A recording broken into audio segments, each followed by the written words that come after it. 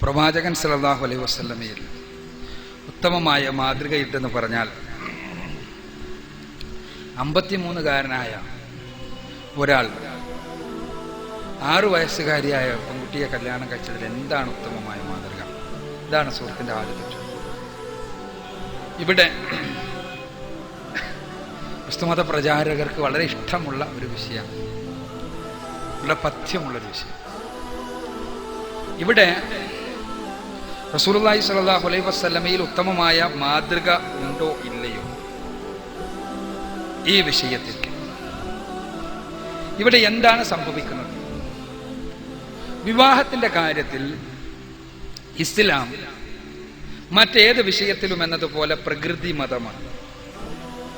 പ്രകൃതി മതമായ ഇസ്ലാം പ്രകൃതിപരമായ കാര്യങ്ങളെയാണ് വിവാഹത്തിന്റെ കാര്യത്തിൽ അടിസ്ഥാന മാനദണ്ഡമായി നിശ്ചയിക്കുന്നത്. വൈവാഹിക ബന്ധത്തിന് അടിസ്ഥാനപരമായ ആവശ്യം സ്ത്രീക്കും പുരുഷനും പ്രായപൂർത്തി വരികയാണ്. ആ പ്രായപൂർത്തി വന്നതിന് ശേഷമാണ് വിവാഹ ബന്ധത്തിൽ ഏർപ്പെടേണ്ടത്, ശാരീരിക ബന്ധത്തിൽ ഏർപ്പെടേണ്ടത്. ഈ ശാരീരിക പ്രായപൂർത്തി ഇത്രാമത്തെ വയസ്സിൽ ആകണം എന്ന് നിർബന്ധം നമുക്കാർക്കും തന്നെ പുലർത്താൻ കഴിയില്ല. ഇന്ന് 8ഉം 9ഉം വയസ്സുള്ള പെൺകുട്ടികൾക്ക് ഇന്ന് തന്നെ പ്രായപൂർത്തി എത്തുന്നത് നമുക്ക് കാണാൻ കഴിയും. ഇത് ഓരോ സമൂഹത്തിനനുസരിച്ച് വ്യത്യസ്തമായിരിക്കും. റസൂലുള്ളാഹി സ്വല്ലല്ലാഹു അലൈഹി വസല്ലമയെ സംബന്ധിച്ചിടത്തോളം 9 വയസ്സിൽ നിന്നും അതിന് കൂടുതൽ വയസ്സിൽ നിന്നും നല്ല അഭിപ്രായ വ്യത്യാസമുണ്ട്. അതായിരുന്നു ഏറ്റവും അധികം വിമർശകന്മാരും ഉന്നയിച്ചിട്ടുള്ള 9 വയസ്സിന് അടിസ്ഥാനപരമായി എടുക്കുക.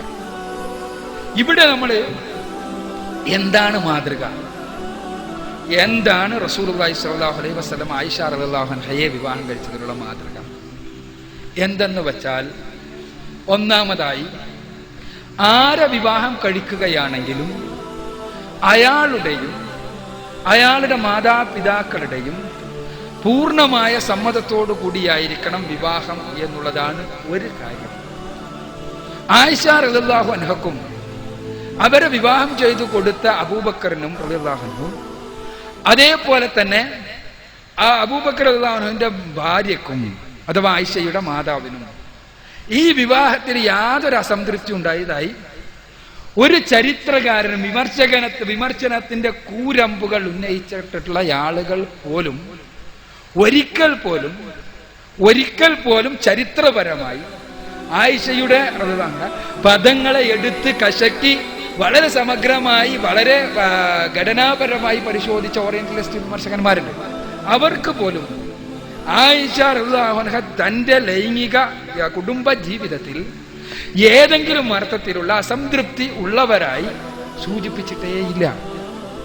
അതേപോലെ തന്നെ ഇവർക്ക് രണ്ടാക്കുണ്ടായിട്ടുള്ള പ്രശ്നം, അവിടുത്തെ സമൂഹത്തിനും ആയിഷ റളിയല്ലാഹു അൻഹയെ വിവാഹം കഴിച്ചതിൽ റസൂലുള്ളാഹി സ്വല്ലല്ലാഹു അലൈഹി വസല്ലമയിൽ എന്തെങ്കിലും ഒരു പ്രശ്നം കാണുവാൻ കഴിഞ്ഞിട്ടില്ല. മുസ്ലിമിനെ സംബന്ധിച്ചിടത്തോളം ഇതാണ് അടിസ്ഥാനപരമായ ഒരു വിവാഹത്തിൽ ശ്രദ്ധിക്കേണ്ടത് എന്നത് തന്നെയാണ് ഈ വിഷയത്തിലുള്ള മാതൃക, പ്രായമല്ല.